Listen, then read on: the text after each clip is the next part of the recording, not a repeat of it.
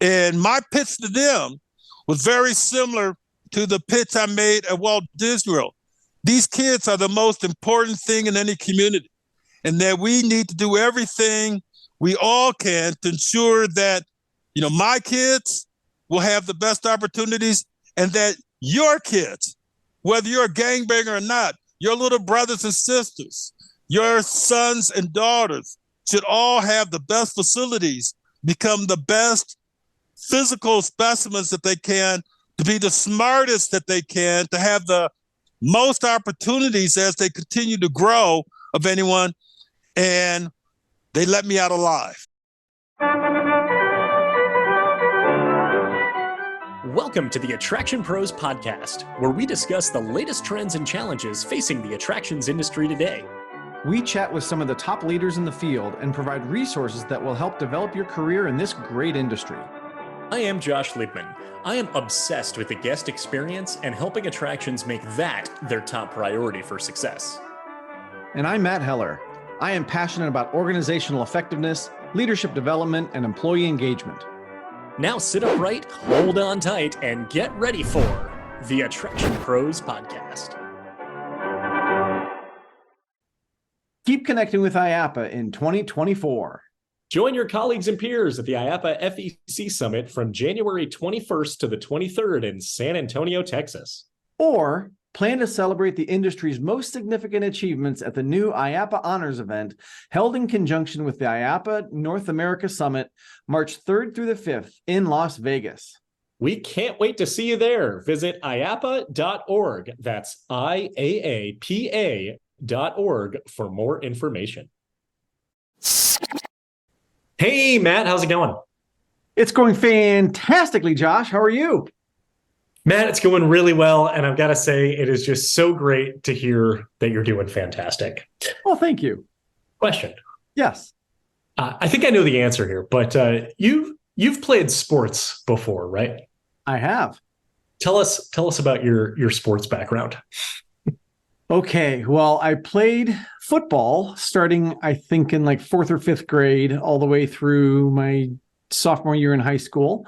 I played baseball and a little bit of soccer. Nice. I think as far as organized sports, like actually on a team, yeah. Those are my experiences. Cool. And how about you? Oh. Usually you're like, what about you? I played tennis, and I played basketball, and I skied. I was a downhill snow ski on the racing team in high school, my sophomore, junior, senior year. So that was the sport I played the most, which is interesting because it's a team sport that you do individually. Yeah.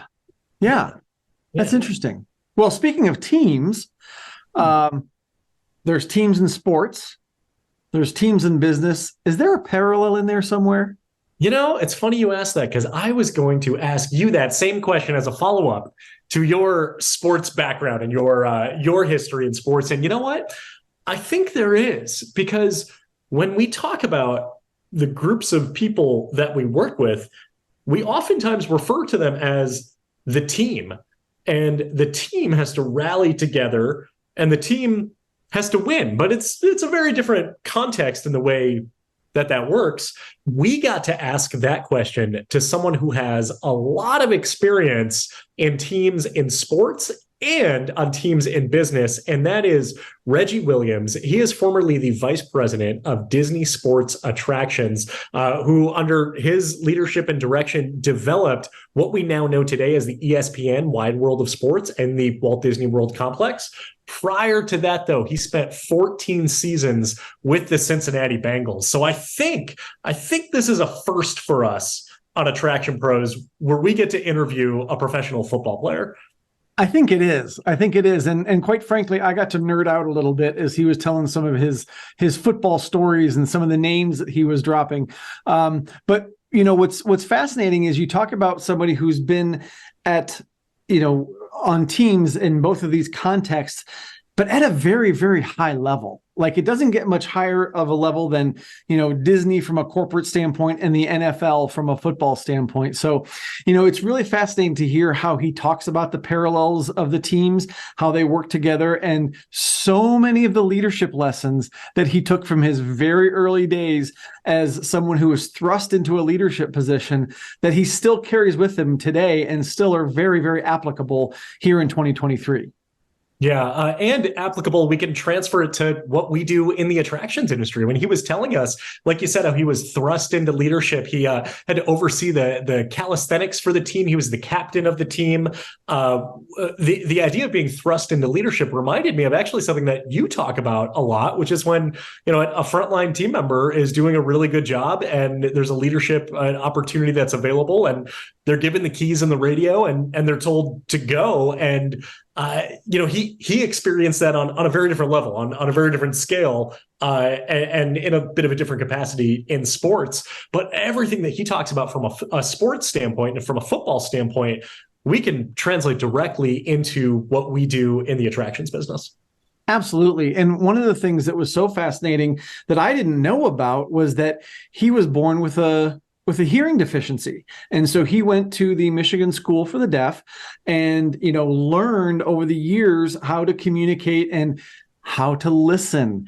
And it was so great to hear him talk about how listening is a skill and listening is something that is so, so important. And he talks about even listening for the pain that other people are going through so that you can help them as a teammate, you can help them as a leader, you can help them as a manager, as a director, whatever your title is, as a human being, you can listen to that person and really have a profound effect on their life. And we won't get too much into what he did with that because we want to make sure that you hear it from him himself. Yeah. But the things that he was able to do for people, for the people that were on his team at Disney, whether they were other senior levels within the organization or that frontline cast member, it was just so inspirational. And like you said, ties it back to the way that he was able to listen and really empathize. And this is just such a great interview where we learn lessons about leadership. We learn lessons about sports. We learned lessons about bringing teams together. And we also really got to hear just the fascinating story of how the wide world of sports came to be and how the whole recreations capacity of Disney came to be, and talked about his introduction with Michael Eisner, and talked about how the organization had just bought the Mighty Ducks, and talked about how not everyone really agreed with the idea of there being a sports complex on site at Walt Disney World. And now today, not only is it thriving, but also very much saved the sports industry in 2020. So if you recall the NBA bubble, that couldn't have happened if it weren't for what Reggie Williams did at Walt Disney World and just bringing the sports and recreation division of the business to life. So is it time to throw Reggie the ball and get on with this interview? Let's do it, Ike. Hey, Reggie, welcome to the Attraction Pros podcast. We are so excited to have the opportunity to talk to you today. How are you? I'm doing great, Josh. Nice to meet you, Matt. I'm looking forward to our conversation about all of the great things that occur in the attractions industry. Obviously, my focus will be sports. Yes, awesome. Can't wait to get into it. We've been really looking forward to doing this interview. So to kick this off here, I guess no pun intended, tell us a little bit about your background and your career. Yeah, I think that it's important for everyone to know that I'm from Flint, Michigan. And so I know Flint has endured a lot of controversy, especially because of the water crisis. The whole growth of the area has been significantly diminished by all that. But in my childhood, one of the great things about Flint, Michigan was that it was also home for the Michigan School for the Deaf. And that was because I was born hearing impaired. And if you don't hear sounds, it's impossible for you to repeat those sounds. So I developed a speech impediment as a kid. And so that was one of the things that was a big part of my childhood. was it pointed to a certain difference in me, not just my color, which was an important issue, in the 50s and the 60s when I grew up, but the fact that just to look at someone, you really can't tell that they have a disability. And so that's one of the things that really, really was a challenge for me that I had to overcome, because ultimately I did everything my parents requested of me to, apply myself to every academic opportunity. I was focused on going to the University of Michigan. I was planning on being a doctor. And Bo Schembechler, the Hall of Fame head coach of the University of Michigan, came to my high school. And in front of my high school coach, he told me if I come to the University of Michigan, do him a favor and don't come out for the football team. Just totally shattered my dreams to my face. I went home and told my father, and my father said, don't worry about Bo. I'll get an extra job so that I can pay your tuition to go to Dartmouth College. The Ivy League does not have any kind of scholarship. And so it's going to cost my parents a lot more. But I then had a chip on my shoulder heavier than me. And when I went to Dartmouth, the freshman head coach, Jerry Burnt, basically had overheard some other players who were complaining about the black teammates that they now had on their team, having come from all white programs in high school. And there were a couple players that wanted to change their locker away from me so that they wouldn't have to shower in the same place. And, this is, real racism in 1973. And so what my head coach did, which is one of the most phenomenal leadership, decisions in my lifetime, on that very first day, without ever seeing me do anything, he made me the captain of the team, called me up to lead calisthenics, which I had never done before. I had no idea what we were going to do. I was making it up on the fly. But all of a sudden, I was thrust into this leadership role in front of hundreds of other aspiring football players. And the goal was to live up to that challenge. And throughout my Dartmouth career, I was able to do that, having the opportunity to also be captain of the varsity team and becoming the last All-American, not just at Dartmouth, but the last All-American from the Ivy League. And I was drafted by the Cincinnati Bengals in the third round. Everyone sort of felt the reason Cincinnati drafted me because they're the only NFL team that has Dartmouth ownership. Mike Brown is a Dartmouth grad who owns the team. His daughter, Katie, is a Dartmouth grad, and her daughter is a Dartmouth grad. And the biggest game of my 14-year NFL career was really the first game that I came off the bench. And it's my third game in the NFL. I'm a bench warmer. The starter got hurt on the Saturday practice. He couldn't go. The team still wasn't confident in my abilities, that they moved a player from inside linebacker to outside linebacker. And I sat the bench still. It was only until the second quarter, when it was obvious that he wasn't working out, that they put me in out of desperation. And from that game, from that performance, I started the next 14 years of my NFL career, including being the starter for Super Bowl 16 and Super Bowl 23. Probably the most unique aspect of my NFL career is that when I played in Super Bowl 23, I was also simultaneously a Cincinnati City Council member, something that no other pro athlete in any sport has ever done simultaneously. And we came within seconds of getting our Super Bowl ring. And after that, I was hired by the NFL to conceive NFL Youth Education Town. I'm going to talk a little bit about that later. And from that position, I was hired by Disney to start a whole new business, which was the sports business. And that resulted in the number one youth sports complex in the world, which is now called ESPN Wide World of Sports. And the back of my, the rest of my background has just been recovering from all of the damage that professional football did to my body. I've had over 20 knee operations, including 5 knee replacements. Unfortunately, on my right knee, I developed osteomyelitis, which is an infection of the bone.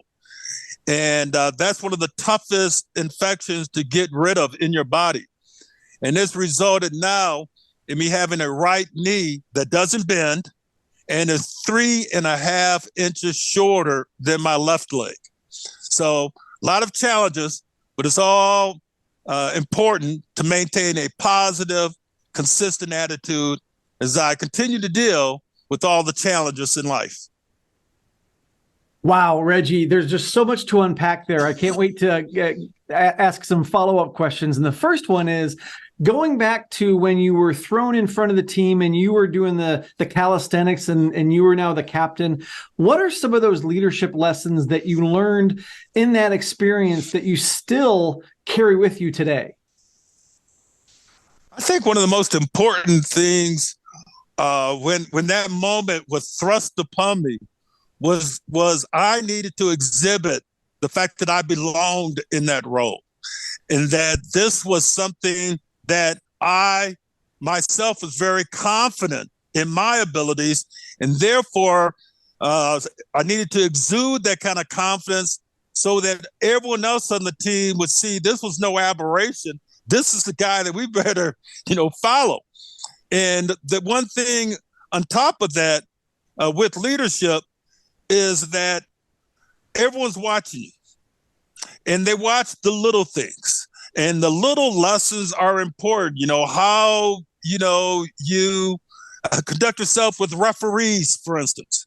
One of the things that I really feel is that unsportsmanlike conduct penalties are really always the result of a lack of character of the football player.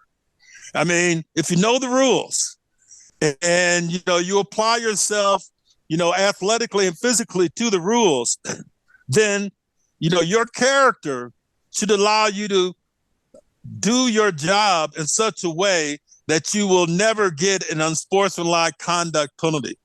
In my 14-year career, I only got one. I got one sportsmanlike conduct penalty, and this was on a play in the last seconds of the game. We needed a turnover, and I hit this ball carrier, and in such a way to force the turnover. I recovered the ball. I've done exactly what my team, what the city, what all our fans needed me to do, and yet the referee said that I didn't cause a fumble.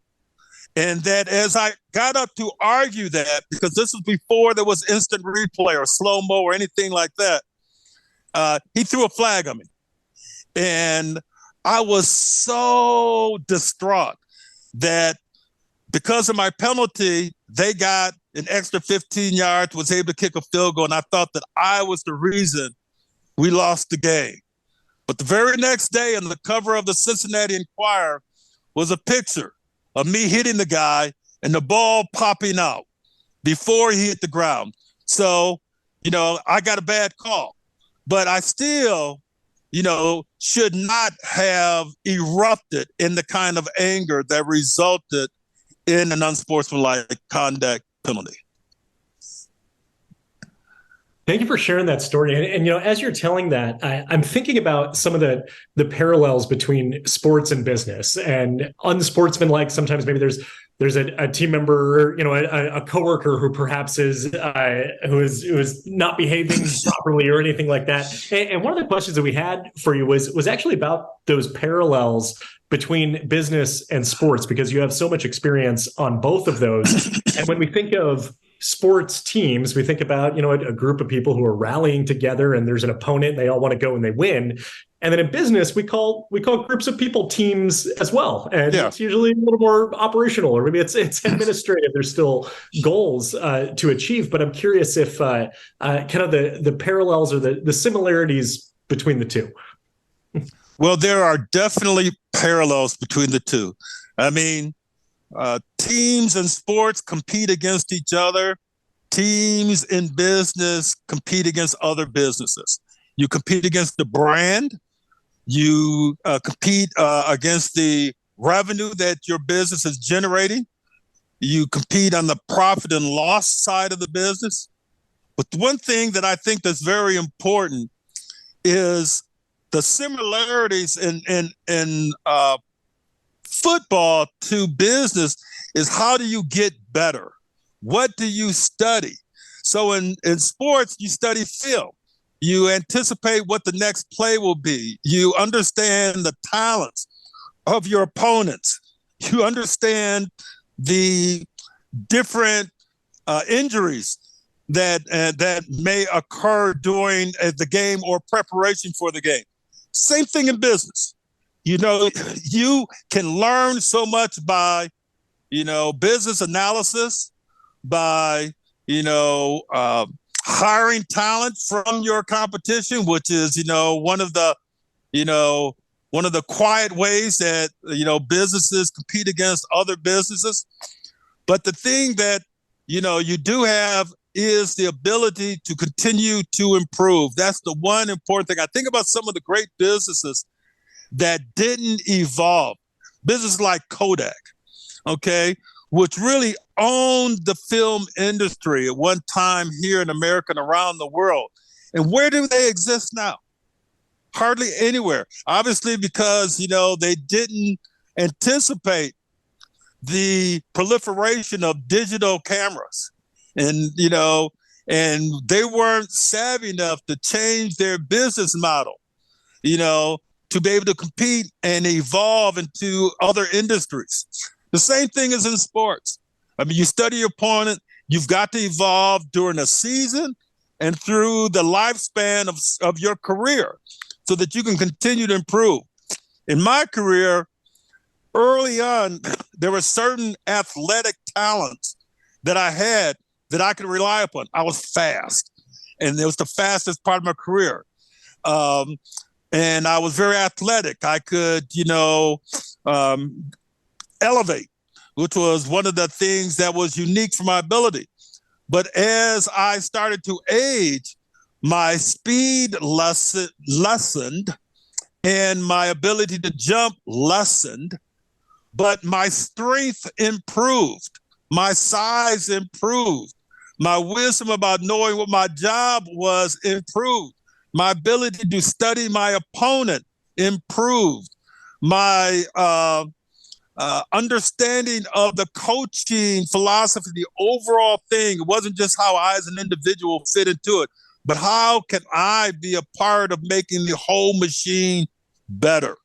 And so all of those things, come to play as we compare teams in sports and teams in business.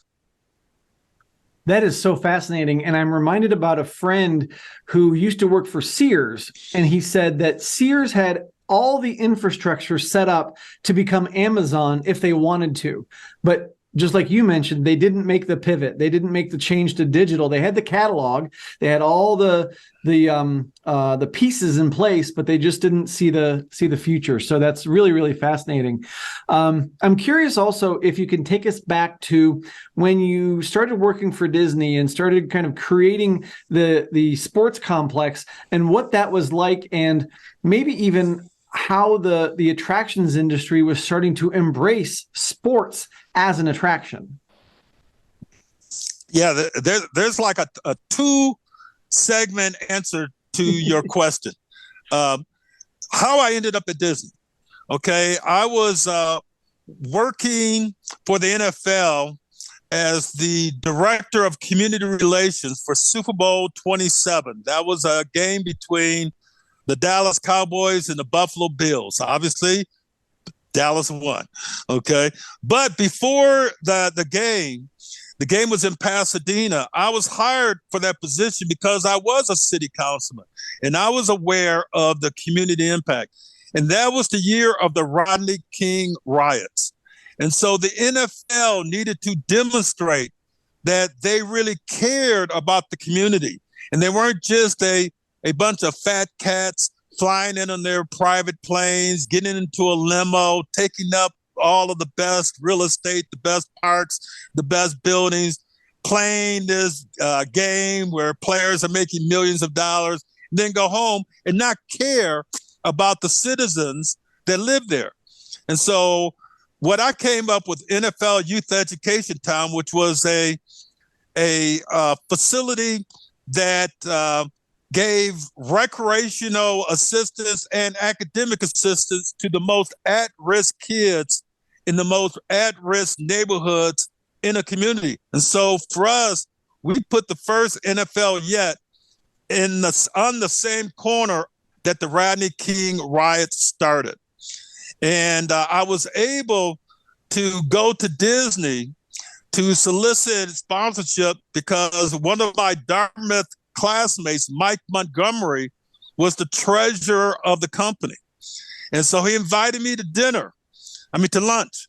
And as I'm sitting at lunch, over comes Michael Eisner, who had heard of, my career because his two sons went to Dartmouth College as well.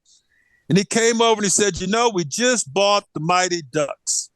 We have all this land at Walt Disney World in Orlando. And we're thinking about the sports business. What would you do? That open-ended.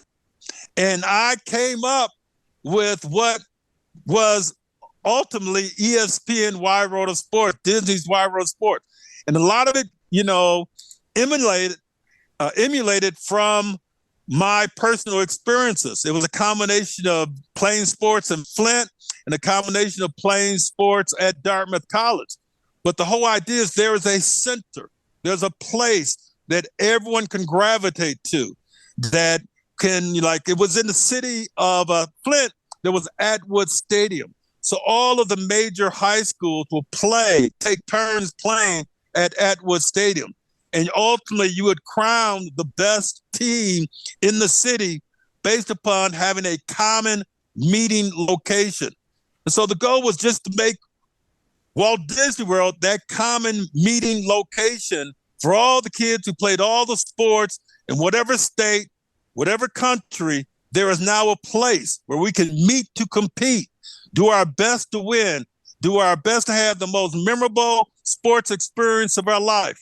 And we're always encouraging everyone to win. We want to give them the best facilities. But if for some reason you do lose, you're still at the happiest place on earth. And that was something that I didn't have when I lost Super Bowl 23. There was no happiest place on earth anywhere in my periphery. So that's one of the things that we really wanted to introduce to the kids. Now, one of the challenges of that, especially at Walt Disney World, is the superheroes are your characters. And so it's Mickey Mouse and Minnie and Goofy and Pluto, etc. Well, in order to launch the business, just to demonstrate that we were serious about the authenticity of sports, I banned those characters from a Disney property. And that did not cause me to make a lot of friends across property with the other executives. But I was committed. In order to start the business, Mickey, Minnie, and Pluto, etc., were not going to be the superstars at our sports complex. The kids were. This was their moment. There was their place. This was their effort. This is, they have dreamed about this challenge and this opportunity, and we want them to be the stars of the show. We don't want them to be outshadowed by a make-believe character. And so Wide World of Sports got its beginning, and it all really started from a conversation with Michael Eisner, who as a follow-up said, you know what? I want you to go and visit Walt Disney World, meet our executives, and see if we can make something happen. Reggie, can you? I would just love to just keep this story just continuing here. I want to hear what the next steps were as far as how you were able to to get the other executives across the property on your side, even though there weren't the classic Disney characters that people were coming to the property to see, but with this vision that no, it's the kids that are the stars that have this opportunity to meet, to compete, and like you said, even if you lose, you're still at the happiest place on earth. I love that philosophy. Can you share more about, I would say, what that process was like of getting everyone to buy into it? Yeah, I mean, one of the things that the other executives, really learned quickly was the fact of how committed and focused I was.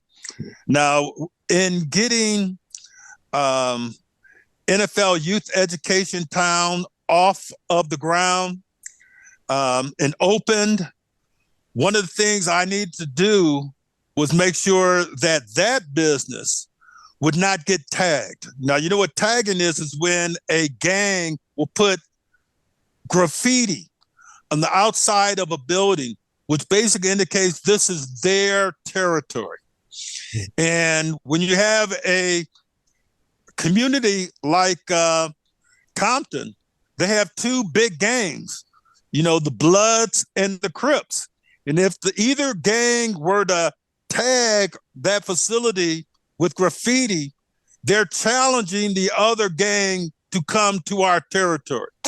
And so I told my boss, who was, the head of the Super Bowl, that this was an issue. And he put me in touch with Jim Brown, the legendary Hall of Famer who unfortunately passed away recently. But that time, Jim Brown, amongst all his other things from doing movies, he was head of a gang, intervention group called America I Can. And so Jim Brown said he would set up a meeting between the Bloods and the Crips for me to negotiate a truce so that we could open NFL Youth Education Town. And so Jim Brown came to my hotel, picked me up with a couple of gangbangers, and they blindfolded me and let me know that they were armed and let me know they didn't need to hear me speak anything while they drove me all crisscross around LA until I ended up somewhere. I still don't know to this day where I ended up. I'm assuming it was somewhere in Compton, but they took me out of the car, blindfolded, walked me into the house, blindfolded, walked me down the stairs, blindfolded, put me in the middle of a basement, blindfolded, and then unblindfolded me. Now I'm sitting in the middle of at least 40 to 50 gangbangers, all of them looking mean and nasty, all of them armed. And that, they hate each other. And as soon as they take the blindfold off, as I'm trying to adjust my eyes to the darkness, I could see everyone's guns. And I said, okay, get talent. But all of the same leadership lessons that came from sports evolved in that moment. I had to show confidence. I had to know that everyone was looking at me. I had to know that everyone was looking to see what was my weakness. And my pitch to them was very similar to the pitch I made at Walt Disney World. These kids are the most important thing in any community, and that we need to do everything we all can to ensure that, my kids will have the best opportunities, and that your kids, whether you're a gangbanger or not, your little brothers and sisters, your sons and daughters should all have the best facilities, become the best physical specimens that they can, to be the smartest that they can, to have the most opportunities as they continue to grow of anyone. And they let me out alive. Okay. And so in that respect, if you're willing to go in front of 50 gangbangers to you know, talk to them about your project, I'm able to go in front of 50 executives and talk about my project and say with the kind of honesty and intensity that gets them to know that I'm serious about this and that I've thought about this, and my whole focus is similar to theirs. They all love kids, okay? We just love them for different reasons. I want kids to be, heroes. I want them to realize their dreams. I want them to learn from defeat. I want them to develop character in adversity. And, Disney executives, they want kids to laugh, want them to have a good time. They want their parents' money, So in large respects, we're the same, but, we just have different levers that we're pulling in our love affair with the children that defines all of our futures. Well, I hope that everybody listening now looks at their next board meeting a little differently. I can handle this. If Reggie can go through that, I should be able to handle this. But what it makes me think of is all of your experiences and all those different leadership lessons that you've taken and taught over the years, that you've had to deal with so many different types of people. And I know we talked before we started recording about diversity and how important it is that we get kind of everybody on the same page. So can you talk a little bit more about how important it is that we, not only have a diverse audience that we're talking to, but how do we bring all those folks together? That's a great question. I'm going to take it to my platform, which was Michigan School for the Deaf. The one thing that you learn if you're living with a handicap, and at the time it was called Michigan School for the Deaf and Dumb, which had a additional connotation. Dumb in the hearing community is you're unable to hear, but dumb in society says that you're dumb. Okay, and so there is that issue. But what I learned as a student, and as I grew and competed in society and with all the opportunities and challenges that lay before me, one of the things about being born hearing impaired that prepared me was, if you're hearing impaired, listening is so important.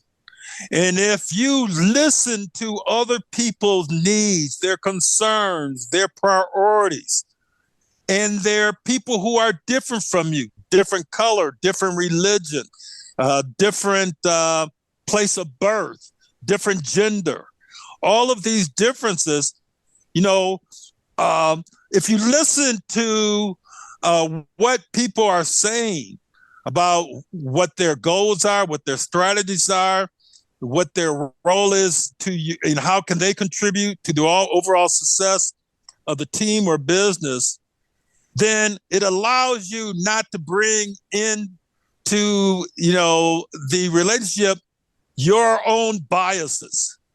When you're working with other people and you're listening to what they're saying and you're responding to what they're saying, but listening is a skill set, just like, there's the power and skill of observation.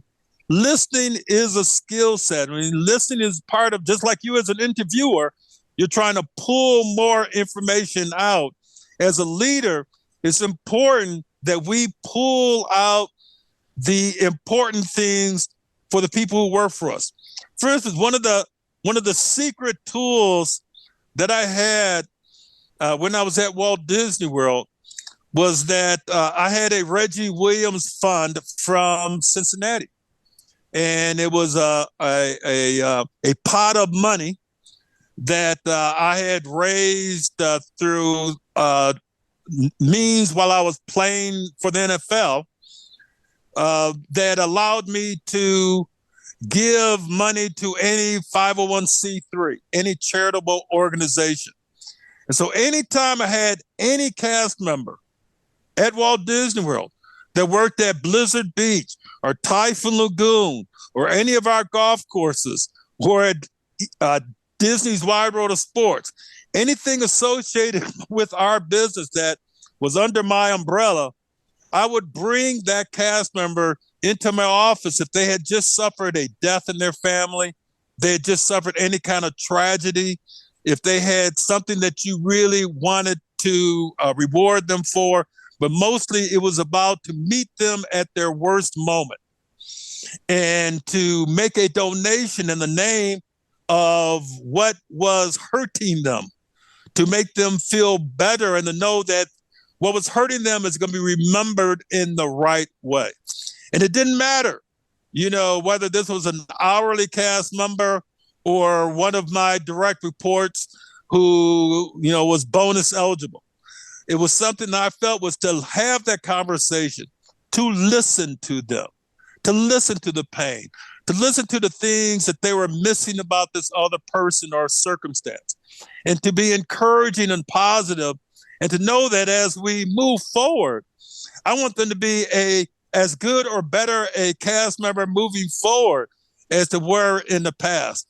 And this is one of the tools that allowed me to really develop great loyalty amongst my cast members. And that was one of the things that I also had when dealing with my other executives at Walt Disney World.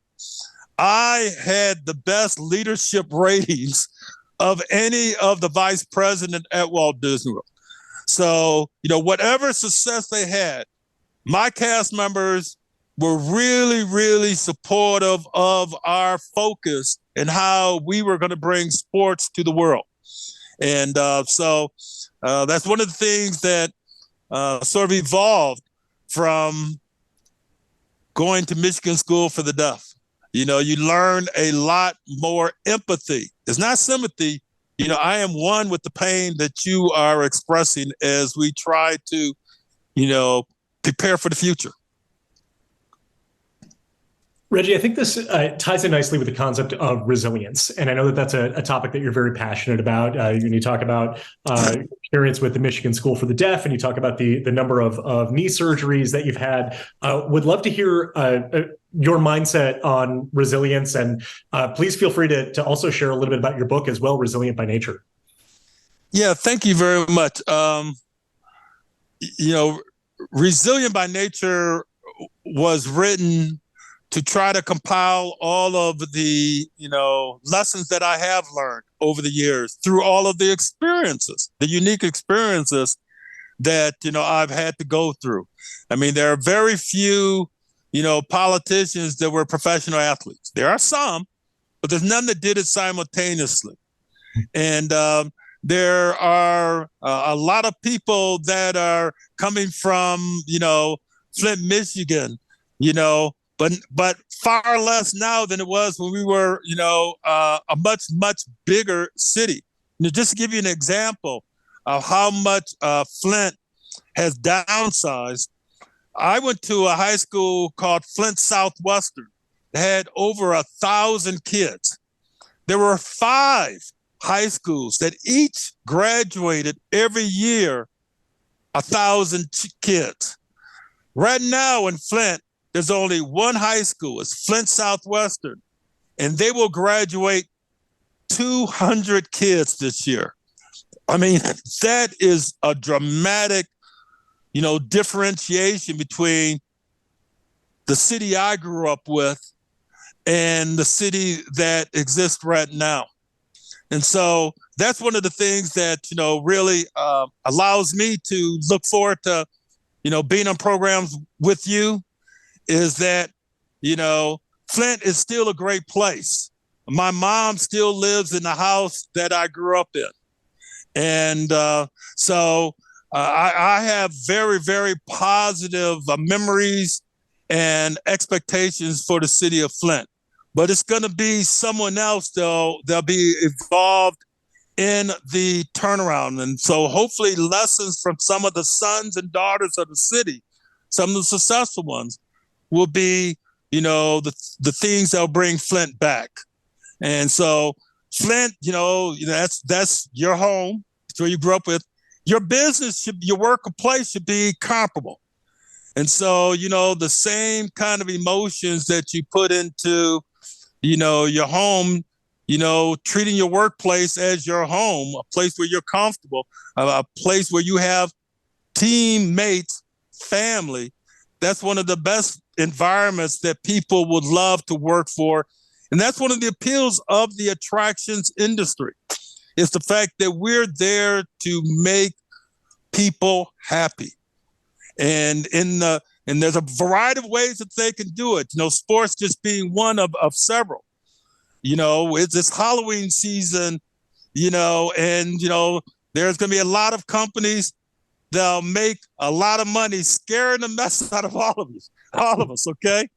But, we do it all in different ways, where it's scaring you or loving you. That's one of the lessons that we can, and how, diverse businesses all still focus on the same positive business principles.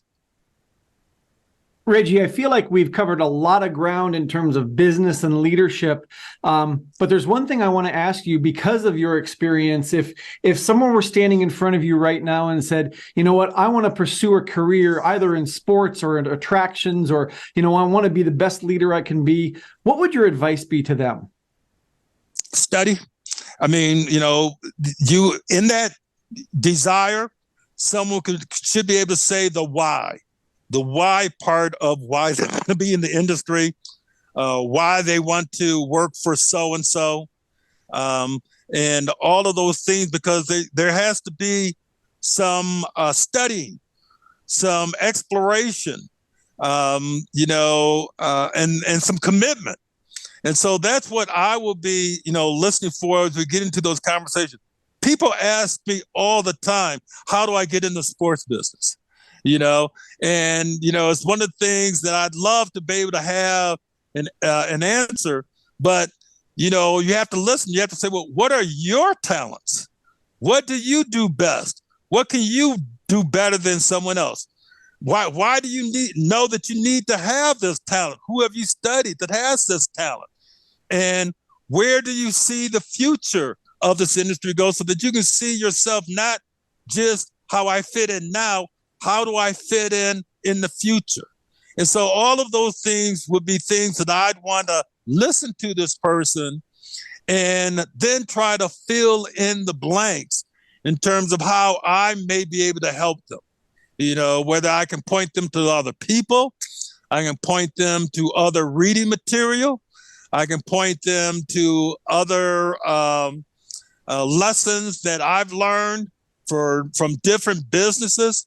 And so it still evolves around the ability to listen and to comprehend and to provide that kind of communication that allows both individuals to profit from the dialogue. So, Reggie, we have a few minutes left here before we're going to start wrapping up. But one of the things that we are very curious about, the Disney sports complex gained a significance in the last few years that I anticipate was not part of your initial plan when it was under development. And that, of course, is the 2020 sports season that, very much did not live up to what it was expected to prior, going into 2020, and games being canceled or games being played without fans. But the Disney sports complex played such a critical role in saving so much of that industry in 2020, as well as bringing revenue to Walt Disney World that otherwise wasn't being generated by general attendance. And we're curious as far as just what was that like for you to be able to see that happen and kind of see just the sports industry really just be saved because of it? Well, having the NBA championship hosted at ESPN Wide World of Sports was a culmination of years and years of trying to differentiate our facility as authentic. And I did have conversations before with David Stern, the former commissioner of the NBA, about having championship games at Walt Disney World, about having training camp at Walt Disney World. The dream team, the 1996 dream team with Michael Jordan and Larry Bird and everyone else, Magic Johnson, they actually trained at Walt Disney World. And so that's when we had the Disney Institute, which at that point in time had their own basketball gym on property. But they were able to see that we were committed about the authenticity of their experience to prepare them to go and compete against the world. And so we had, those authentic associations. The best players in the world have already played at our place, and any child can follow in their footsteps. And so that was something, very special. But certainly, one of the things that I have to congratulate the existing staff at Walt Disney World did a tremendous job, because they were able to convert a new facility that was just opening because the cheerleading business is so big at Walt Disney World that it hits on all of your key business levers. It's attendance. The kids have to somehow pay some portion of their competition fee. They spend money on merchandise. Mom and dad and grandpa and brothers and sisters are going to go with them to the facility.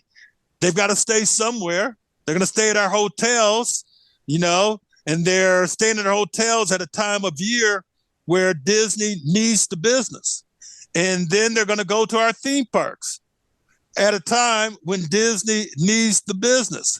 And there are broadcasts, like with cheerleading, you have broadcasts on ESPN, which continues to drive the brand, not only for the sports complex, but the brand for all of the attractions at Walt Disney World.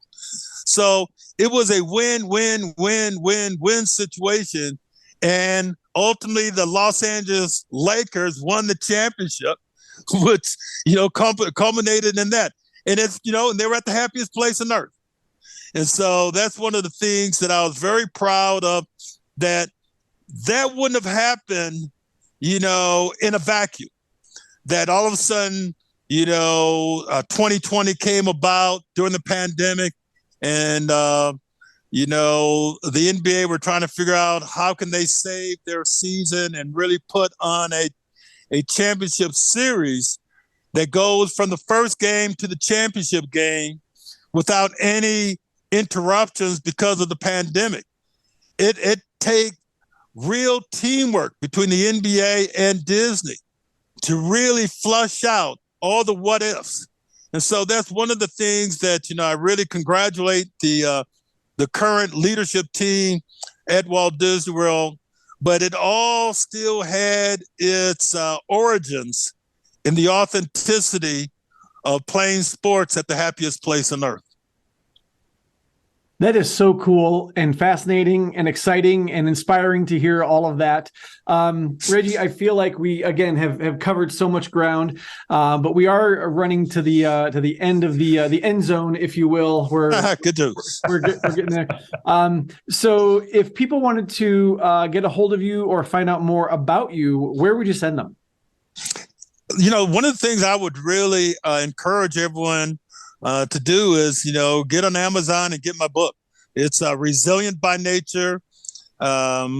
It's written in collaboration with Jared Bell, who is a well-known USA Today sports columnist. He's also one of the voters for the Pro Football Hall of Fame. And the foreword is written by Russell Wilson, the current starting quarterback for the Denver Broncos, the controversial starting quarterback, because he's not playing as well as he played when he won championship Super Bowl in Seattle, but he will. And their team is coming back strong thus far. And so the reason that Russell agreed to do the forward is because his father, Harry B. Wilson, was one of my best friends and teammates at Disney. At Dartmouth. I'm sorry. I run them all together. Harry B. and I played football at Dartmouth for 3 years, and we were best friends. And I had met Russell many times throughout his childhood. And he says some very, very motivating things, as he writes to Ford, which leads to my book, which hopefully will also have the readers finding some very inspirational things. But I can be found on Facebook under Reggie Williams. I can be found on Instagram under Reginald.Williams. Excellent. We will include a link to the book on Amazon in the show notes, as well as to your social channels as well. Reggie, we're just so appreciative to be able to have the opportunity to interview you today. I personally have so many great memories of seeing many Brave spring training games at the wide world of sports. So I guess I can say thank you so much for helping to make that happen and for bringing that to life. And for everyone out there who is watching and listening, just remember, we are all attraction pros. Thanks for listening to the Attraction Pros podcast. Make sure to subscribe so you can tune in when new episodes release. And even better, please leave us a review on iTunes. For more information, visit attractionpros.com.